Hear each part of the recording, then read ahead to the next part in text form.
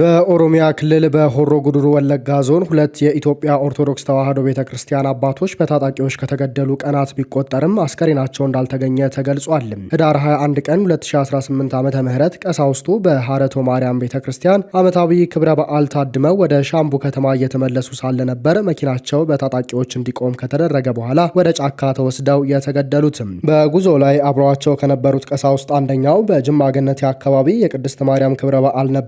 ከስነ ስርዓቱ ስንመለስ 9 ሰዓት አካባቢ ታጣቂዎች አስቆሙን ሲሉ ተናግረዋል።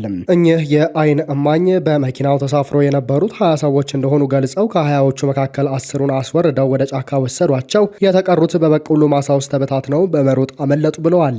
ቄሱ እንደገለጹት ታጣቂዎቹ በሻምቡ ከተማ መግቢያ ላይ መንገድ ዘግተውና ስናይፐር መሳሪያ ይዘው ነበር ወደ ጫካ አካባቢ የተወሰዱት። ቀሳውስት መካከል የሆሮ ጉዱሩ ወለጋ አገረ ስብከት ስራ አስኪያጅ ህጻናትና መዘምራን እንደሚገኙበትም ተናግረዋል። ጫካ ውስጥ ወስደው በስም ጠሯቸው። አንድ በአንድ በስም ከጠሯቸው በኋላ ልጆቹ ታጣቂዎቹ ከያዙት ስም ዝርዝር ጋር ስላልነበሩ ለቀቋቸው ብለዋል።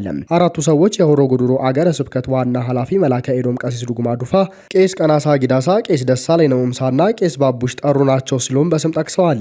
ታጣቂዎቹ የኦሮሞ ነጻነት ሰራዊት አባል ናቸው ሲሉም ተናግረዋል። መንግስት ሸኔ የሚለውና በሽብር ቡድንነት የፈረጀው የኦሮሞ ነጻነት ሰራዊት ከእገታዎችና ከግድያዎች ጋር በተያያዘ በተደጋጋሚ ተጠያቂ ቢደረግም ክሶቹን ያስተባብላል። አሁን ከተፈጸመው ግድያ ጋር በተያያዘ የቀረበበት ክስ ላይ ምላሽ አልሰጠም። ከቀሳውስቱ መካከል ሁለቱ ታግተው መለቀቃቸውን የአይን እማኙ ገልጸዋል። ቄስ ዱጉማ ዱፋና ቄስ ደሳለኝ ነሙምሳ ደግሞ መገደላቸው የተገኘው መረጃ እንደሚያመለክት አክለዋል። ታጣቂዎቹ ሁለቱን ቀሳውስት ከገደሉ በኋላ ሁለቱን አርብ ዕለት ለቀዋቸዋል ብለዋል። ለቀሳውስቱ የመታሰቢያ ስነ ስርዓት በቤተ ክርስቲያኒቷ የተደረገ ሲሆን የቀብር ስነ ስርዓታቸው እንዳይፈጸም ግን አስከሬናቸው እንዳልተሰጣቸው ገልጸዋል። ሌላ በሆሮ ጉዱሩ ወለጋ የሚያገለግሉና ለደህንነታቸው በመስጋት ስማቸው እንዳይጠቀስ የጠየቁ ቀሲስ ግድያው የታቀደ እንደነበረ ተናግረዋል። ከታገቱ በኋላ እንዲለቀቁ ለመጠየቅ ቤተሰቦቻቸው ስልክ ደውለዋል። እንደማይለቋቸውና አስከሬናቸውንም እንደማይሰጡ ታጣቂዎቹ ገልጸዋል ብለዋል። በአካባቢው ባለው ኦርቶዶክስ ተዋሕዶ ቤተክርስቲያን ውስጥ መከፋፈል እንደነበርና የተለያዩ ቡድኖች ደጋፊዎችና ነቃፊዎች እንዳሉ ገልጸዋል። ግድያው ከክፍፍሉ ጋር የተያያዘ ሊሆን እንደሚችል ግምታቸውን ቢያስቀምጡም ጉዳዩን ከገለልተኛ ወገን ማጣራት ግን አልቻለም። እነዚህ ሰዎች ፖለቲከኞች አይደሉም፣ ከታጣቂዎች ጋር ግንኙነት የላቸውም፣ ሰላም ለማምጣት ነው የሚጥሩት። ታጣቂዎቹ ማን እንደሆኑ እንኳን ስላላወቁ ስማቸውን እየጠሩ ነበር ማንነታቸውን የለዩት ሲሉ ተናግረዋል። ቀሳውስቱ ስማቸው ተመዝግቦ ሲጠራ እንደነበር በመጥቀስ ጥቃቱ የተቀነባበረና ቀሳውስቱን ኢላማ ያደረገ እንደሆነ ተገልጿል። ታጣቂዎቹ ቀሳውስቱ በኦሮምኛ እንጂ በአማርኛ መስበክ የለባቸውም ማለታቸውን ምንጮች ጠቁመዋል። ሆኖም ግን የተገደሉት ሁለቱም ቀሳውስት የኦሮሞ ተወላጆች ናቸው። የሆሮ ጉዱሩ ሀገረ ስብከት ስራ አስኪያጅ ዱጉማ ዱፋ ማህበረሰባቸውን በቀናነት ሲያገለግሉ እንደነበር የአይን እማኞቹ አክለዋል። ከግድያው ጋር በተያያዘ በከተማው ውስጥ ተጠርጣሪዎች በቁጥጥር ስር መዋላቸው ተገልጿል። ሁለት ቀሳውስት መንግስት ስለ ግድያው ማብራሪያ እንዲሰጣቸው ጠይቀዋል። የሻምቡ ከተማ የመንግስት ኮሚኒኬሽን ጉዳዮች ጽህፈት ቤት በፌስቡክ ገጹ ላይ የሟቾችን ስም ጠቅሶ በታጣቂዎች ተወስደው መገደላቸውን አስታውቋል። የምስራቅ ሐረርጌ፣ የምስራቅ ወለጋና የሆሮ ጉዱሩ ወለጋ አገረ ስብከት መሪ ሀዘናቸውን በማህበራዊ ሚዲያ ገልጸዋል በማለት ያስነበበን ቢቢሲ ነው። የኢትዮጵያ ዜጎች ለማህበራዊ ፍትህ ፓርቲ ኢዜማ በዛሬው ዕለት መጪውን 7ኛውን ዙር ምርጫ አስመልክቶ በሰጠው ጋዜጣዊ መግለጫ ሁለቱን ክልሎች ጨምሮ ብሔራዊ ምርጫ ቦርድ በሚለያቸው ስፍራዎች ሁሉ እንደሚወዳደር አስታውቋል። ኢዜማ ይህንን ከማለቱ ጥቂት ሳምንታት በፊት በቃል አቀባዩ ሚካኤል አስገዶም በኩል መግለጫ የሰጠው ህወሓት ፓርቲውን በህገወጥ መንገድ የማገድና በትግራይ ህገወጥ ምርጫ የማካሄድ አዝማሚያ በማለት ሁኔታውን የዘፈቀደ ውሳኔ ሲል በይኖት ነበር። በትግራይ ህገወጥ ሲሉ የጠሩትን ምርጫ የማካሄድ ፍላጎት እንዳለ የሚገልጹት ቃል አቀባዩ ይህም ህወሓትን ኢላማ በማድረግ ህዝቡን ለማጥቃት መሆኑን ተናግረው ነበር። በአማራ ክልልም 2 ዓመታትን የተሸጋገረ በትጥቅ የታገዘ ግጭት በመቀጠሉ የሰዎች ህይወት መጥፋት፣ የአካል ጉዳት እየደረሰ መሆኑን የኢትዮጵያ ሰብአዊ መብቶች ጉባኤ ኢሰመጉ በዛሬው ዕለት ያወጣው መግለጫ ያመለክታል። ኢዜማ ግን ቃል በቃል የህወሓትን ዛቻና የአማራ ክልሉን በትጥቅ የታገዘ ግጭት ባይጠቅስም ቦርዱ እነዚህን ክልሎች ምርጫ አካሄድባቸዋለሁ ካለ እንደሚወዳደር አስታውቋል። ፓርቲው በመግለጫው ባንጸባረቀው የአቋም መግለጫም ከዚህ ቀደም በተደጋጋሚ እንዳሳወቁት ኢትዮጵያ ያለች በትን ሁኔታ የተረዳ የመፍትሄ አማራጭ ሀሳብ ማቅረብ አንዱ ዓላማዬ ነው ብሏል። ባለፉት ዓመታትም ይህንን ስራ በመስራት በዜጎች ደህንነት፣ የምጣኔ ሀብትና የህግ የበላይነት ላይ የልዩነት ሀሳቦችን በማንሳት ሳሳይ ቆይቻለሁ ባይ ነው። ፓርቲው የኢትዮጵያ ምርጫ ቦርድ ግንቦት 24 ቀን 2018 ዓመተ ምህረት ለማካሄድ ቀን የቆረጠለትን ሀገራዊ ምርጫ አስመልክቶም ኢዜማ ለመወዳደር መወሰኑን አስታውቋል። ይህ ውሳኔ ያስተላለፍኩት ሂደቱ አልጋ ባልጋ ይሆናል በሚል አይደለም ያለው ፓርቲው ሀገሪቱ አሁን ካለችበት ሁኔታ በመነሳት ችግሮቹን መደበኛ በሆነ የህገ መንግስት ወይም የፖለቲካ ስርዓት መፍታት አይቻልም በሚል የጋራ ሀገራዊ የምክክር ሂደት መጀመሩ ሀገሪቱ ውስጥ ያለውን ነባራዊ ሁኔታ መረዳት ያስችላልም ብሏል።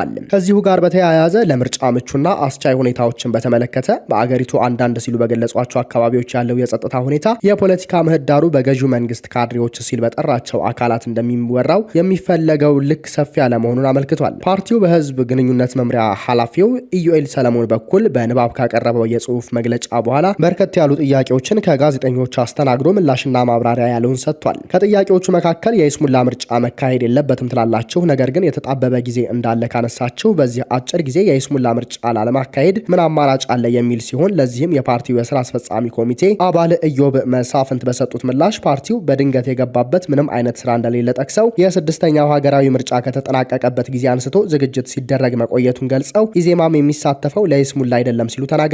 የስራ አስፈጻሚው አባሉ ኮሚቴ የጊዜ መጣበቡ የተፈጠረው በምርጫ ቦርድ ምክንያት ነው ማለታቸውን ተከትሎም ከቀናት በፊት የምርጫ ጊዜ ሰሌዳውን ይፋ ያደረገው የኢትዮጵያ ብሔራዊ ምርጫ ቦርድም ለምርጫው ከ2017 ዓ.ም ጀምሮ በቂ ዝግጅቶችን እያደረግኩኝ ከርም ያለው ብሏል። ለምን ምርጫ ቦርድን ትወነጅላላችሁ የሚል ጥያቄ ተያይዞ ቀርቦላቸዋል። በዚህ ጉዳይ ላይ ሲናገሩ ምርጫው የቀሩት 6 ወራት ብቻ መሆናቸውን በመጥቀስ ምርጫ ቦርድ የጊዜ ሰሌዳውን ይፋ ያደረገው ከ10 ቀናት በፊት ነው። ቀሪዎቹ ጊዜያት የቅስቀሳ መሆን ነበረባቸው። እኛ ግን የጊዜ ሰሌዳ እንኳን ያገኘነው አሁን ነው። ይህ ተዘጋጅቷል ያስብላል ወይ ሲሉ መልሰው ጠይቀዋል። በቅርቡ የፌዴራል ፖሊስና የአዲስ አበባ ፖሊስ በማህበራዊ ሚዲያ በተለይም በቲክቶክ ላይ የማህበረሰቡን ሞራልና እሴት የሚሸረሽሩ ተግባራት ይፈጽማሉ ባሏቸው ግለሰቦች ላይ የጀመረውን እርምጃ ተከትሎ በቁጥጥር ስር ውሎ የነበረው ቲክቶከር አዶናይ ከቀናት የእስር ቆይታ በኋላ ከእስር መለቀቁ ተረጋግጧል። አዶናይና ሌሎች 5 ቲክቶከሮች በፌዴራል ፖሊስ ወንጀል ምርመራ ቢሮ ወይም ሜክሲኮ በሚገኘው ተይዘው የነበረ ሲሆን ፖሊስ በጥርጣሬ ለያዛቸው ግለሰቦች የ14 ቀን የጊዜ ቀጠሮ ጠይቆባቸው እንደነበር ይታወሳል። ሆኖም ለጉዳዩ ቅርበት ያላቸው ምንጮች እንደገለጹት የአዶናይ ጉዳይ በምርመራ ሂደት ታይቶ እና አስፈላጊው ምክር ተሰጥቶበት በዋስ እንዲለቀቅ ተደርጓል። ከእስር የመለቀቁ ሂደት ከቅርብ ቀናት ወዲህ እየተነሳ ካለው ጉዳዩን በሽምግልናና በምክር የመፍታት አዝማሚያ ጋር የተያያዘ መሆኑ ተገምቷል። ከዚህ ቀደም በተመሳሳይ ጉዳይ ተይዘው የነበሩ አንዳንድ ግለሰቦች ይዘቶቻቸውን በማስተካከልና ይቅርታ በመጠየቅ እንዲሁም የማህበረሰቡን መልካም እሴቶች እያስተዋወቁ ስራዎችን ለመስራት በመስማማት ከክስ ነጻ ሲሆኑ እንደነበር ከዚህ ቀደም በሌላኛዋ ቲክቶከር ጃኒ ላይ የደረሰው የድሬዳዋው ክስተት ማሳያ ነው። የአዶናይ መለቀቅ ተመሳሳይ ሂደት የተከተለ ሊሆን እንደሚችል አስተያየት ሰጪዎች ይገልጻሉ። ፖሊስ ሰሞኑን በወሰደው እርምጃ ቁጥራቸው ከ8 በላይ የሚሆኑ ቲክቶከሮችን በቁጥጥር ስር ያዋለ ሲሆን እርምጃው ትውልድን የመታደግ ስራ ነው በሚል በደጋፊዎችና የግለሰብ ነጻነትን የሚጋፋ ነው በሚል በተቺዎች መካከል ሰፊ ክርክር ማስነሳቱ ቀጥሏል። አዶናይ ከእስር መለቀቁን ተከትሎ በማህበራዊ ሚዲያ ገጾቹ ላይ እስካሁን በይፋ ያሰፈረው ነገር የለም በማለት ያስነበበን ዘሀበሻ ነው። በትግራይ ከጦርነቱ ወቅት የነበረው 90 በመቶ የድህነት መጠን ወደ 70 በመቶ ዝቅ ማለቱ ተገልጿል። በትግራይ ክልል ከጦርነቱ ወቅት የነበረው 90 በመቶ የድህነት መጠን ወደ 70 በመቶ ዝቅ ማለቱን የክልሉ ግብርናና የተፈጥሮ ሀብት ቢሮ አስታወቀ። ይሁን እንጂ አብዛኛው የክልሉ ሕዝብ ከፍተኛ አደጋ ሲል በጠራ ሁኔታ ውስጥ እንደሆነም ቢሮ ገልጿል። ከጦርነቱ በፊት በትግራይ የነበረው የድህነት መጠን 26 በመቶ አካባቢ እንደነበርም ተገልጿል። የትግራይ ክልል ግብርና ቢሮ ኃላፊ አቶ አለም ብርሃን ሀሪፋዮ የተመዘገበው የድህነት መጠን መቀነስ ሙሉ ለሙሉ ገም ተደርጎ ሊወሰድ እንደማይገባ አጽንኦት ሰጥተዋል። ኃላፊው ይህ በክልሉ አሁንም የቀጠለውን የሰብአዊና ኢኮኖሚያዊ ቀውስ ጥልቀት የሚያሳይ ነው ማለታቸውን ሲል የክልሉ መገናኛ ብዙሃን ዘግቧል። አቶ አለም ብርሃን ከጦርነቱ በፊት በትግራይ የነበረው የድህነት መጠን 26 በመቶ አካባቢ እንደነበርና 74 በመቶ የሚሆነው ህዝብ የምግብ ዋስትና ተረጋግጦ እንደነበር አስታውሰዋል። በተጨማሪም ክልሉ ከጦርነቱ በፊት ከግብርናና የውጭ ንግድ በዓመት ወደ 112 ሚሊዮን ዶላር የውጭ ምንዛሬ ያስገኝ ነበር ያሉት ኃላፊው ይህም አሁን ወደ 2.6 ሚሊዮን ዶላር ወርዷል ብለዋል። ይህም በኑሮ በገበያና በምርት ስርዓቶች ላይ የደረሰውን የውድመት መጠን ያሳያል ሲሉ አክለዋል። ጦርነቱ በእርሻ መሬት፣ በመስኖ መሰረተ ልማት፣ በእንስሳትና በግብርና ላይ ከፍተኛ ጉዳት በማድረሱ የክልሉን የኢኮኖሚ መሰረት በእጅጉ አዳክሞታል ብለዋል አቶ አለም ብርሃን። ምንም እንኳን በጦርነቱ ጊዜ የነበረው የድህነት መጠን አሁን ላይ ቢቀንስም አብዛኞቹ ቤተሰቦች ከፍተኛ የኢኮኖሚ ችግር እንደገጠማቸው ጠቁመዋል። ውድ የአርቲኤም ቤተሰቦቻችን ለዕለቱ የነበረን የመረጃ ጥቆማችን ይህንን ይመስላል። ሰብስክራይብ በማድረግ ቤተሰብ እንድትሆኑ እየጋበዝን ቸር ተመኘንም።